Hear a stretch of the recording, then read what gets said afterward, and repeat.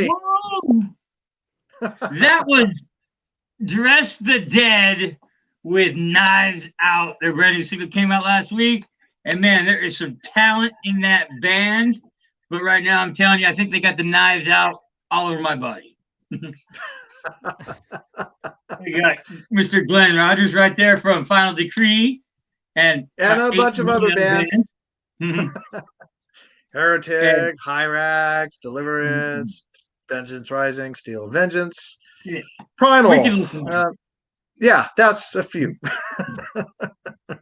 And then, as always, it's Tanner Profit. I'd like to, before we get into this, yes, I mentioned on social media, I do have the COVID 19. I got I tested positive a couple days ago. I have mild symptoms. I don't have any breathing problems. I ache and I pain, so I'm probably going to drop out here in 10 minutes, 15 minutes or so. Let Tanner finish it up and go back on the Res Radio. But I did hear from everybody. Speaking of Dress to Death, I heard from Craig and all those guys. I mean, all in the world, people care. You want to find out if people care about you, get sick. But I've been finding solace in music. And tell us about these new Final Decree tracks. Where'd it come from, Glenn? Well, this band, I've been really working on it for quite some time, off and on. Because of COVID-19, we pretty much folded up camp on Primal because our singer was in Miami.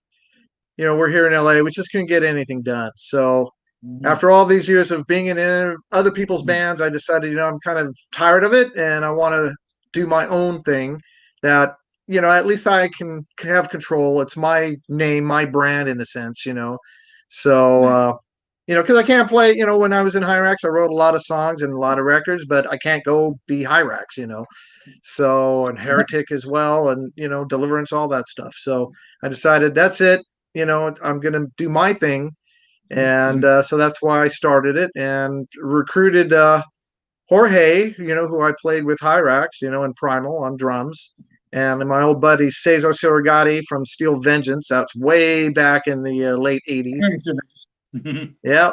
And then out of the blue, I got a call from Sammy Dijon from Ruthless. He said, bro, let's do something. So he joined the band. So, Final Decree, that's the lineup. And, I've been sitting on these songs for a while. I've been writing this record originally for Primal, but there's no Primal for me. I said, well, I'm going to do my own thing with it. So I got together with Sam and I got a whole album's worth of material. It's pretty much done, so we decided to go in and you record a single to get it going because, really it's just, it's right now, Final Decree is just a name and I want to have people hear something, it's been years.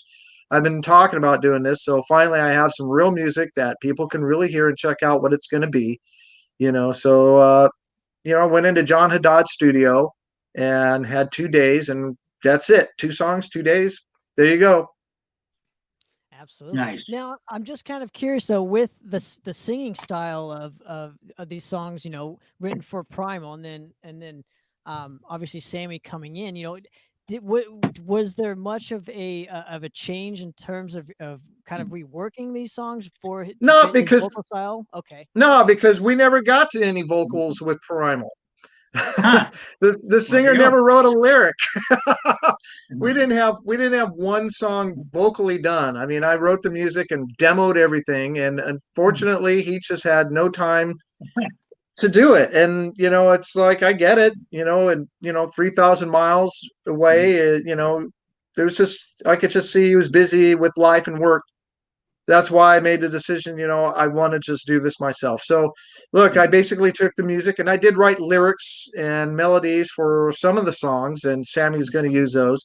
But with these particular songs, Sammy wrote the lyrics and the melodies. I wrote all the music and, we put it together. But I mean, you got to remember Sam was with me when I first started this thing, like what, 4 years ago, 5 years ago, whatever it was.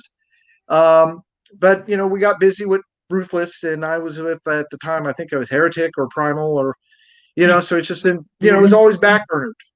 So the idea of this, is pretty much what I do. It's that combination of classic metal and thrash. So very reminiscent of what you hear in some of the Hyrax stuff, some of the Heretic stuff. That's just what I do. That's my style, Some of the and Rivas, that's what's great about it. Blind Illusion stuff. You guys have your Yeah. own high class genre, I guess. I suppose. I call it It's high just class. Mhm. And no, it's old school metal. That's what I grew up on, man. I mean, I just turned 55, so that's what I like. I like good melody. I like a singer who can sing and heavy guitars. That's it. That's what I do. absolutely. And now that you have like a solid lineup, you know, going forward in terms of the next record, are there going to be other things that you've always wanted to incorporate that you say couldn't in another band? Now that this is you have your own, your own band, you can do whatever you want in it. So, is there a particular flavor you've It's your always final wanted to decree. add?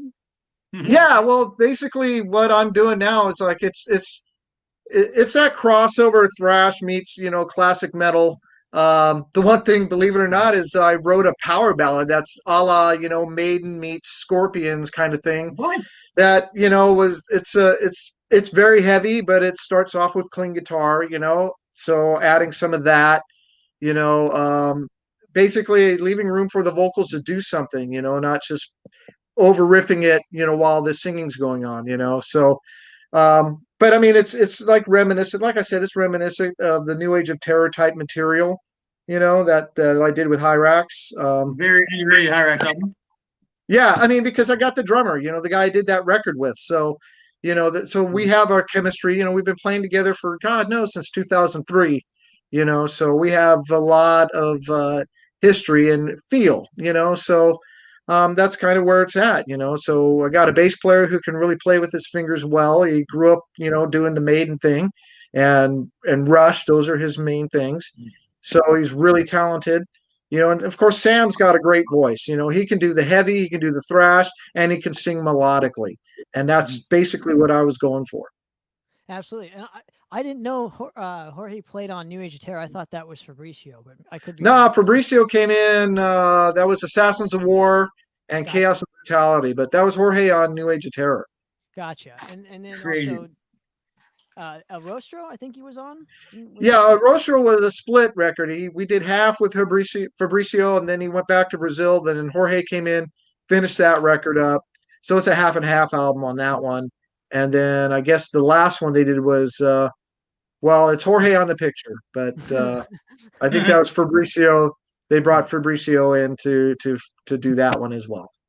And now that you have obviously you have known these guys for years and years and years, I'm sure it made it a lot easier for you now, just as a songwriter, to know what these players can kind of do and what they can bring to the table. So I'm just like I'm sure that played some sort of part in how you were picking the members as well, right? Well, yeah, I mean the idea when I decided to call it quits on Primal, my first intention was to kind of reinvent Steel Vengeance, so that's why I got the bass player, and the drummer just wasn't available. John Draper, he just couldn't do it. And then I asked Jorge, I go, "Do you want to do this?" And that was the original idea, but it became basically, I can't use the Steel Vengeance name. Again, that's why I said Final Decree, because I don't own any of the names of the other bands I've been in. So that's why I go, this is what I'm going to do. And this is the direction I'm going to go. It's melodic thrash, classic metal. And that's, so picking these guys, they're all guys I've had a lot of history with. And Sam's the newest one, but I've known Sam, God knows, forever. And, I used to see him when I was a kid, in the early days of Ruthless, so I've known about Sam for a long time. I didn't realize how much Sam and fucking Carlos from Evil Dead. Oh yeah, very similar. Yeah.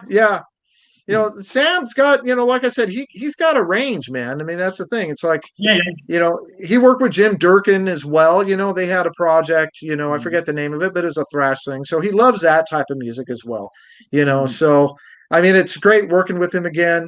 And I expect great things on this record, and it's from what from the demos that I've made, and we've worked on, it's going to really be heavy, thrashy, but melodic.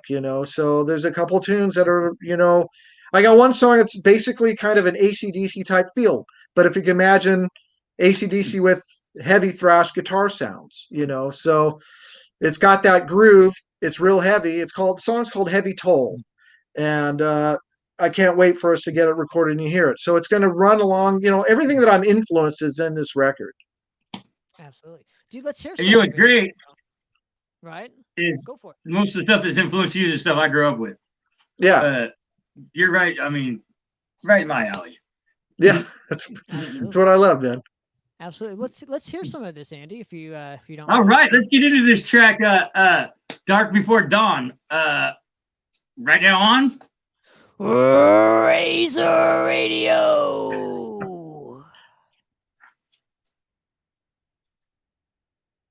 All right, there was some Brazilian thrash right there. Brand new Vosa with Time to Kill. That album comes out tomorrow. Go get it. They really redeemed themselves. That chick is Tanner's cousin now because her whole band quit on her and she put it back together within a week. I did. That's awesome. Did the same thing, and I could tell you it was it's a little bit challenging, but yeah, Time to Fight I think was that song, correct? So yeah, Time to Fight. Here's the challenging thing. She did it, but she did it with only girls. Again, even more, even harder. More respect for that, There you go. Absolutely. They can play and kick ass just like anyone else. So Absolutely. I saw them play at the Show Us Your Scars Fest and stuff. They were great. Of course, there's only one chick left from that band, but it's always a revolving door in metal, man. It's just like things come and go. That's how it is. I mean, I always thought it was like what Lemmy said. You only got to live to win. So it means just keep doing it and you'll fucking make it. Yeah, the only way to lose in life is to die, right? Yeah, exactly. Yeah. Yeah, you just stop. And stopping's not an option for us. And speaking of not stopping, just walk me through just choosing. This is the worst interview question ever, but just walk me through just how you guys came about the name and why settling upon Final Decree as your guys' name for the band. It's gonna be the final band you're ever in. Yeah, but basically, all right. So the Decree part comes from one of my first thrash metal bands before I joined and did the Vengeance Rising stuff. We're talking early 80s. I was in a band called Blind Decree, and that was the lineup with Brett Erickson on guitar. Brett from Viking and Dark Angel. Absolutely. Mike Gonzalez from Dark Angel as well. And then Gary Fang and Lauren Hernandez. Yeah. So that's kind of like an homage to my first real thrash band. And then Final Decree, the final thing came from basically looking for something that sounded cool. And for me, it's kind of like my final thing. This is it. This is my band, my final decree. This is it. My final law. I'm making my band, my music. That's it. No more. I'm not jumping to anybody else's band. I still play with Deliverance. But, I'm a lead guitar player in that band. I don't do songwriting. I just play lead guitar, and it's homage to the old days, and that's great. But, that the thing about Final Decree, it's mine. I finally have something that no matter what happens, who comes in, who goes out, because it's always a revolving door. It happens. I at least get to own it. And these songs I can play with no matter who I'm playing with. Absolutely. And I kind of like Michael Schenker or Uli John Roth now, right? Right, exactly. The only problem, I mean, that's the thing. It's like, like those guys, we're not great singers, so we depend on having a good vocalist, So, I mean, that's the trade-off. But, I mean, it's not like a dictatorship, like I rule the roost here. We're a band. We all agree on stuff. But at least I just want something that when it all falls apart, it's still I get to own it. You know what I mean? So right. That's kind of the thing. Right. And I have to ask this. I've neglected to ask it, and I'm just gonna flat out say it. With you, leaving the Hierarchs camp because of your hand injuries and stuff, and even just joining Deliverance, because I know it took a toll just from playing fast, and you still play fast somewhat in Deliverance. How has that impacted your writing for either your soloing or for the new stuff on Final Decree? Okay, well, the hand injury is just like my left hand right here, right where I'm pointing. The cartilage there is torn. Right. All right, and the only way to repair it is surgery. And my hand surgeon said I won't do any good. He said because if I try it, I'll make it worse. So I had to go through a year of physical therapy, and it was ultrasounds and all sorts of stretching and exercises and stuff like that. Um, right now, as far as like the picking technique, that's my right hand. I have no problem with that. So the one thing I can't do is I can't stretch past the fourth fret. Like I can't do wide stretches. So I have to keep my riffs kind of limited to a box. Very much four chord structure. So I don't do those really like arpeggiatic stuff because I can't. You know, but other than that, I don't really have much limitation. It gets fatigued because the playing, the more I stretch out further down the neck, I put pressure, on that cartilage, and I could feel it where it's like separates, you know. So that's pretty much it. But so knowing that, I just write what I write, and I'm not like trying to like say reinvent the wheel here because I mean there's no point in competing with these super rad thrash and death metal bands, Did you so melt I down just some bottle caps for your fingers? do I what? Did you melt down some bottle caps for your fingers too? Yeah, well, not there yet, but That's the I do urban have a legend. pinky that's scarred and bent, so but yeah, I mean it's not that bad. Like I said, I have no problem playing what I write. Now when I have to learn someone else's stuff, that's crazy. There's where the limitations can come in if I'm doing like a 5 finger stretch, fret wise, so that I can't do. Gosh, and it probably works to your advantage. No offense, just because of your legacy in this whole thing. You're kind of entitled to be that. So to speak, and I think it's just working to your advantage now in your career. And I'm sure it's that whole hand injury was from just years of playing. Yeah, it really was. And well, actually that and work, because I'm a warehouse guy. All right. So it's like picking up, 40, 50 pound boxes all day long and stacking pallets and, dealing with trucks and stuff like that. The weirdest thing of how this whole injury really started was I was taping closed a box, and you know how you like spread the tape and you go like this. So I did that and I felt like something rip in my hand. And I'm like, what the hell is that? And the next, a couple days later, I went to a Heretic rehearsal, and I couldn't play an F sharp chord. And I'm like, I don't know if you remember, we did a show for Saving the Bulldog Rescue in Long Beach, right? I did that whole show in utter pain. I literally could not, I was dancing around playing, down at the low end of the neck, because I just, it's just the weirdest thing that ever happened to me, So, I mean, it's working okay. I can play. I still have my chops. You've heard the songs, they're still there. So, it's just I have to dance around a little bit more than I used to, but I don't mind it as long as I'm still breathing and I can still pick up a guitar and make a noise. So if it comes down to it, I'll just play 3-chord AC/DC metal, and I'll be happy with that. Cool. So you can't even do. Now there's this other new band that I think you guys would go great with, and that's Temple. Yeah. That's, I mean, we're still pretty fast in certain parts. I mean, like I said, those are the first two. There's some other ones that are a little more intricate, that, they're there, you'll hear it, when the whole thing's done, Absolutely. And I'm sure you can't even do like a 1 finger per fret, sort of deal anymore. Or is it just just like I can't reach from the F sharp, from F to just past G sharp is as far as I can stretch. Wow. Oh, okay. So, wow. Yeah, I mean, it's limiting, so like anything, like I see a lot of arpeggios where they're doing like, 5 fret. Yeah, that's gone. That's it. If you can see that, that's as far as I go. This weekend was supposed to be us watching guys sitting in booths doing that all fucking weekend long, but there is no nap. So It's true. not missing that. Yeah, it's true. Yeah, it's a bummer, but you know what? Mhm. Honestly, I'm not gonna miss it. Well, you mentioned Apprecios like that.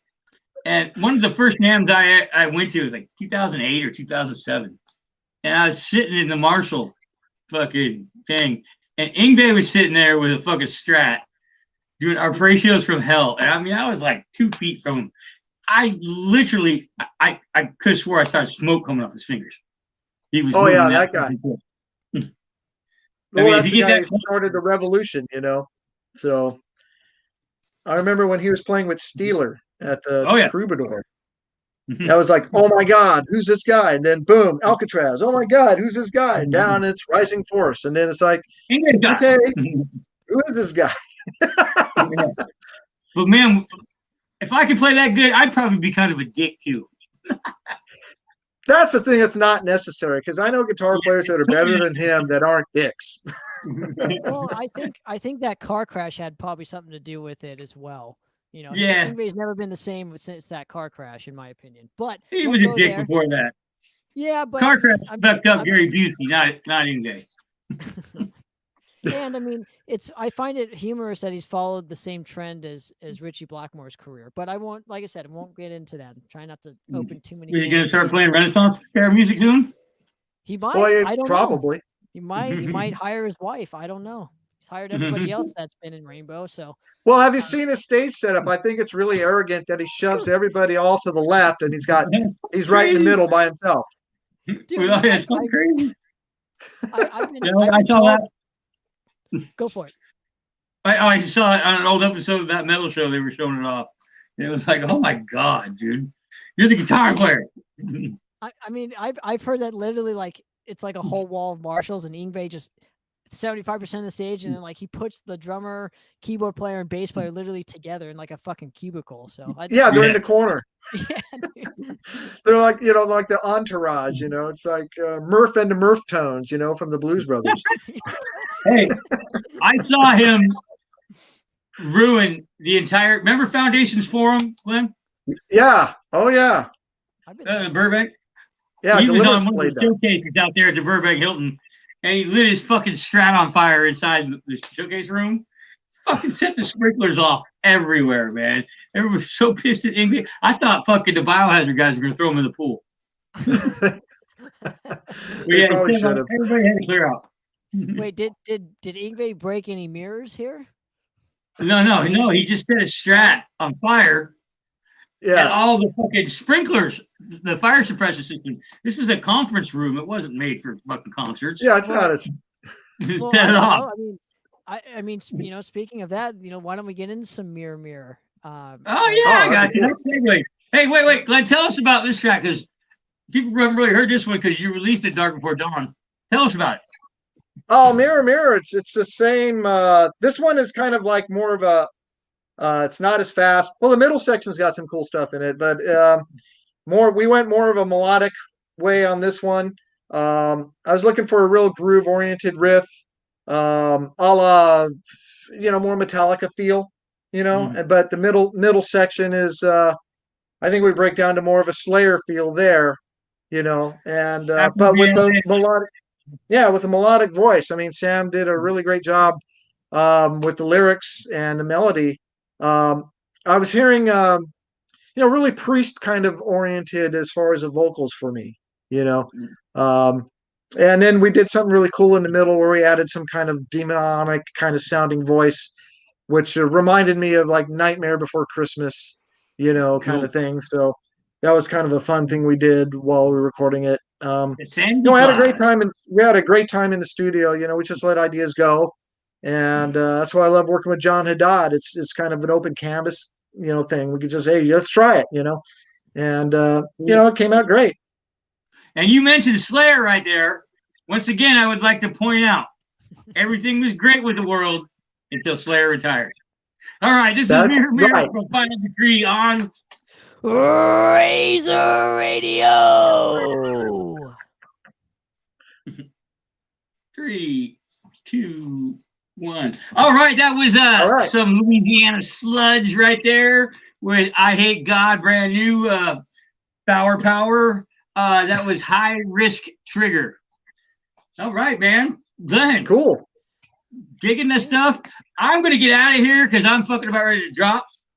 All right. I love it. You get go better, listen to man. Tanner, sign me off. I'm going to go All right. pass out, and I will talk to you guys this weekend. Remember, you can hear this whole show again all weekend long on Razor Radio with all the tunes. See ya. Absolutely. See ya. Danny Ford, pleasure as always. Get better, sir. We need you alive. We need you around. All right. All right. Just the two Yeah, of us. dude. Yeah, absolutely. No, I'm kind of curious before we sign off here. We'll get into all the links in a little bit, but I'm just kind of curious what your approach was just starting out because why not start off with a record right out of the gate? Just release the teaser and obviously the vinyl's coming out, the little 7-inch single, but I'm just kind of curious why you didn't just hit it hard with a full length record at first. Oh, well, the reason why is because when I did it was a deal with my producer John Haddad, and he has backline in his studio, and he wanted some EVH gear because he likes using that equipment. So I bartered a deal with him. I said, "All right, you give me 2 days studio time, and I'll give you a cabinet." And so I gave him that. That was like years ago, actually, and I still had this time, you know, 2 whole days in a recording studio. So I'm like, well, you know what? COVID-19 hit. I'm like, well, this is just going to backburner everything. So I go, I want to get something out. I've been waiting forever and teasing about this band for God knows how long. And I said, we need a song. They need to hear something. So I booked time with John, and I said, look, man, we're going to go in. Let's settle up on my cab, and a few extra hours I'll pay you. And then we did the drums at Jorge's studio with his friend Iggy, who produced the drum tracks, and then we just flew him over to John's, and then I went and did guitar and vocal and bass at his studio. So it was done. Basically, it took 3 whole days to record. 1 day on drums, 1 day on guitar and bass, and 1 day on vocals. What's a half a day on vocal, really? And that was it. It was because I had studio time to do it. He owed me, so I'm like, okay, let's use it. So that's why we did that. And then basically, well, the album we want to get in and start recording. We're just waiting for this COVID thing to die down because the studio, they're a little concerned about that, and so we're right now it's just rehearsing, and I got a couple songs I'm still demoing and changing ideas on. So um, and then we're ready to go. So it's just I mean, we could go in and start recording this weekend, if we wanted to. Absolutely. And I'm just kind of curious, with your track record all of sorts and being signed to all these different labels, why was now or the DI approach, fit for you now? Why take the DIY approach so late in your career? Well, this is to be honest. I'm a lot of my stuff has been reissued over and over and over again, and all these years, I never see a penny of it. You know, honestly, I get a small little royalty check, uh, you know, 15, 20, $30, in a year, while people are reissuing this stuff, and they're making thousands of dollars. So I wanted to basically keep control of it, and that's why I decided to do a single first, and it's a vinyl. This isn't going to be available digitally. It's a limited edition, 500 copies on vinyl, and I got hooked up with a small label in Holland to basically press it, and they'll distribute it and send me copies here.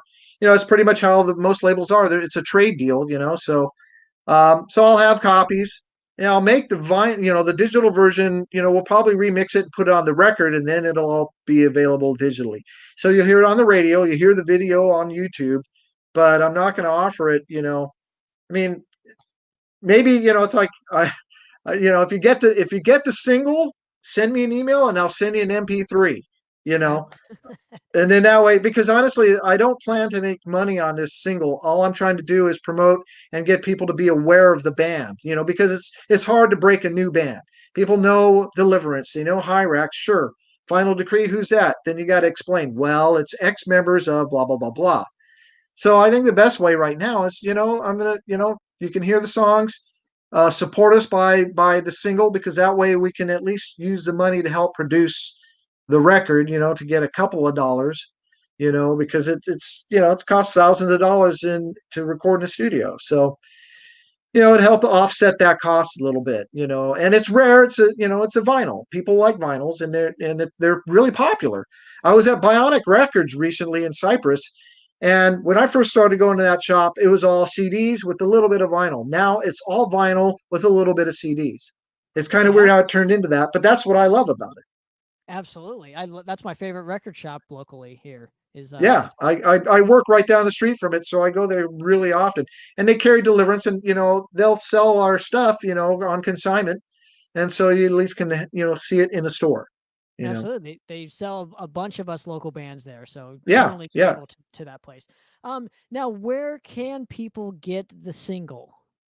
Okay, well, right now we're in the manufacturing stage, so it's in Europe at a pressing plant. So as soon as we get them, I'm going to get, you know, 100 copies will be sent to me, and then they'll be available here. And I believe Bill Rocks is going to buy some wholesale and make it available through No Life, his label. So you'll probably be able to get it from him, or you can pre-order it if you're in Europe, you know, through Headbangers Records and Big Bad Wolf Records. That's the label, and Marco and Tammy, you guys are great. And you know, so it's a very simple deal. It's just here, put out the single. We'll give you X amount of copies. We sell X amount of copies. That's it. You know, and that's it. Very simple deal. You know, Love but you know, we'll have ours. You know, the bonus for buying from me or getting from me is we'll sign ours, so we'll have signed copies for those. Absolutely. And so if they want to purchase one through you directly, they just go to your Facebook or send you an email or Yeah, once I get the copies, you know, I'll get all that basically set up. And like I said, it's only going to be, you know, 100 copies. It's limited. We're not making any more. So yeah, you could just email me, and you know, and I mean, out of the 100 that I get, I know I got to give at least 25 of them away to friends and people like you. You know, it's like you guys got to get a copy. So, like I said, we're not making any money on this really. This is all just about, you know, exposure and letting people hear the music so we can gather a fan base. So that's what it is. absolutely. And the artwork is stellar, so got to give some props to that. Yeah, And David Edgar, man, Scott Waters hooked me up with him. Awesome job. So yeah, we'll probably use him for the album cover as well. absolutely. Well, Glenn, I want to thank you for coming on Razor Radio. I Oh want to man, thank thanks. Andy Ford obviously for popping in. I'm sad to see that he's not feeling well right now, but he'll be back up and running, I'm sure, sooner rather than Yeah. later. But yeah, man, let's do it, man. Let's do some Ectomorph. We're gonna end the show, and obviously this episode will premiere all weekend long on the even hours on RazorRadio.com. But we're gonna do some smashing the past right now on Razor Radio.